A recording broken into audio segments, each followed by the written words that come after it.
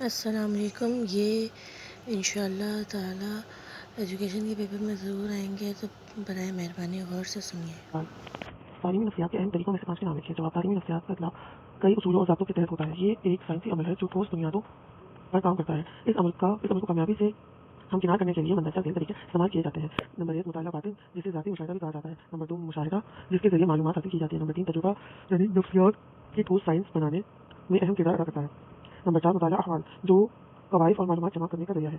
Number 5: آزمائشی طریقے، جو سوال ناموں اور پیمائش کے ذریعے مدد کرتے ہیں. ان 5 طریقوں کے علاوہ بھی کئی اور طریقے استعمال کیے جاتے ہیں.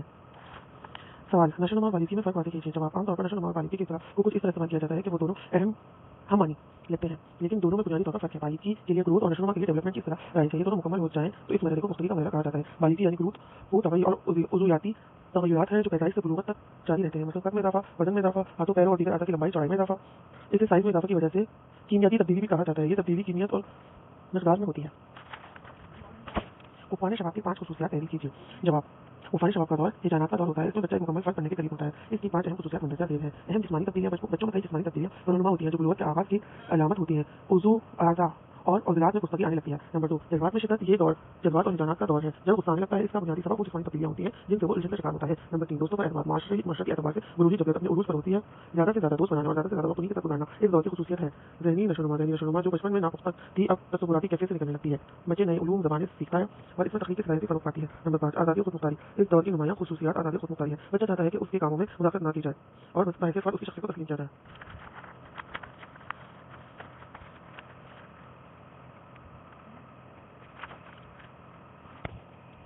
سوال: ثقافت کیا ہے؟ ثقافت ہر معاشرے کی اپنی ثقافت ہوتی ہے جس میں لباس، طرز تعمیر زبان، ادب اور رسم الخط شامل ہوتے ہیں. بڑوں اور چھوٹوں سے گفتگو اور دیگر معاشرتی معاملات کی ثقافت کا حصہ ہیں. ان سے بھی معاشرتی نشوونما پر اثر پڑتا ہے.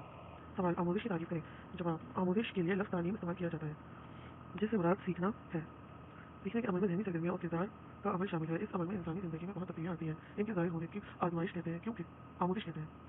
ان کے ظاہر ہونے کو آموزش کہتے ہیں کیونکہ ان تبدیلیوں کے ظاہر ہونے کی وجہ سے انسان اپنی شخصیت کو پہچانتا ہے اور اس کی شخصیت کو پہچانا چاہتا ہے. مونٹیسری طریقہ تدریس کی خوبیاں اور خامیاں. مونٹیسری طریقہ تدریس کی خوبیاں. مونٹیسری طریقہ تدریس کے میدان تعلیم ماہر حضرت ذیل خوبیاں بیان کرتے ہیں. نمبر 1: بچوں کو خوشگوار ماحول ملتا ہے اور اسکول کی گھبراہٹ نہیں ہوتی اور ان کے لیے بالکل گھر کی مانند ہوتا ہے. نمبر 2: اساتذہ صرف دیکھ بھال کرتے ہیں. بچوں کی آزادی اور خود مختاری کو ٹھیس نہیں پہنچتی. نمبر 3: بچوں کے آواز سمجھنے کی تربیت ہوتی ہے. نمبر 4: بچوں کو کھیل کود اور دیگر کام کرنے سے بچوں کے عضلات میں پختگی اور توازن آ جاتا ہے. نمبر 5: اس طریقے میں بچوں کی انفرادیت کا احترام کیا گیا ہے اور انہیں مرکزی حیثیت دی گئی ہے.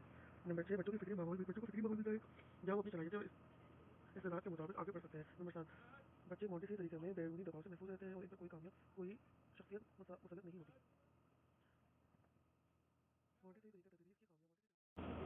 غیر معمولی بچوں سے کیا مراد ہے؟ جواب: ماہرین تعلیمات کے مطابق غیر معمولی بچے وہ ہوتے ہیں جو اوسط بچوں سے اس حد تک مختلف ہوتے ہیں کہ مدرسے کا وہ نصاب اور سرگرمیاں جو تمام بچوں کے لیے مقرر کی گئی ہیں ان میں ہم اپنی مطابقت اور ترقی نہ پیدا کر سکیں اور ان کے لیے خصوصی توجہ یا خصوصی تربیت کی ضرورت پڑے. بچوں میں اختلاف اسی لیے پایا جاتا ہے کہ وہ یکساں توجہ نہیں دی جا سکتی یا ہم یہ بھی کہہ سکتے ہیں کہ بچوں کی نمو. سوال: مطابقت اور عدم مطابقت کے بارے میں تحریر کیجیے. مطابقت سے مراد حاجتوں اور حالات کے درمیان توازن کا ہونا جو حاجتوں کی تکمیل کرتے ہیں. انسان کو زندگی میں کامیابی اور ناکامی کا سامنا کرنا پڑتا ہے. ناکامی عموماً پریشانی، اضطراب، بے چینی اور بیتابی کا باعث بنتی ہے اور کامیابی عموماً سکون اور اطمینان اور آسودگی کی خوشگوار احساسات کو ختم کر دیتی ہے جو فرد کی متوازن نشوونما کرتی ہے. فرد کی متوازن شخصیت اسے معاشرے میں مطابقت کے قابل بناتی ہے.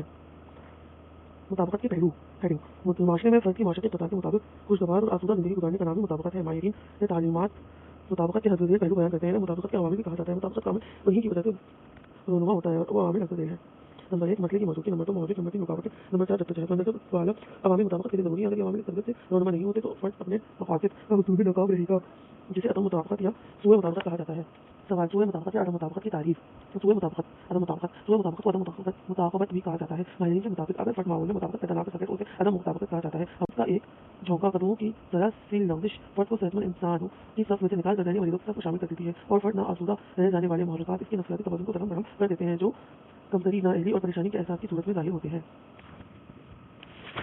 دور بچپن کے ذہنی نشوونما. تعارف. بچپن کا دور سیاسی شرح کے مطابق 6 سال سے 13 سال کے عرصے تک محیط ہوتا ہے. اس دور میں بچوں کی ذہنی نشوونما اسی دور کی نسبت تیز ہوتی ہے اور وہ باقاعدہ رسمی تعلیمی ادارے میں بمقصد تعلیم حاصل کرنے کے قابل ہو جاتے ہیں کیونکہ اس عمل میں اتنی ذہنی پختگی آ جاتی ہے کہ وہ توجہ دے کر تعلیم حاصل کرتے ہیں. ماہرین تعلیم اس دور کو تعلیم کا سنہری دور کہتے ہیں. دور بچپن کی ذہنی نشوونما کی بجائے ماہرین تعلیمات دور بچپن جو تعلیم کا سنہری دور ہوتا ہے اس دور میں ذہنی نشوونما کے مختلف ذرائع بیان کرتے ہیں. ہم مختلف عنوانات کی مدد سے ان ذرائع کی نشاندہی کرتے ہیں. ذخیرہ الفاظ میں اضافہ. غیر رسمی تعلیم میں بچہ تفصیلی جگہوں کے تحت گھر والوں اور ہم جھولیوں سے کافی ذخیرہ الفاظ جمع کر لیتا ہے. فلسفہ حیات. تعلیمی اداروں کے ذریعے بچوں کو اپنے हालात से आगाह किया जाता है। मसलन पाकिस्तान की तमाम दर्शक किताबों को इस्लामी नजरिए हयात से आम किया गया है और इस्लाम की बुनियादी तालीम के लिए इस्लामियात को लागू करा दिया गया है। तमाम पाकिस्तानी बच्चों को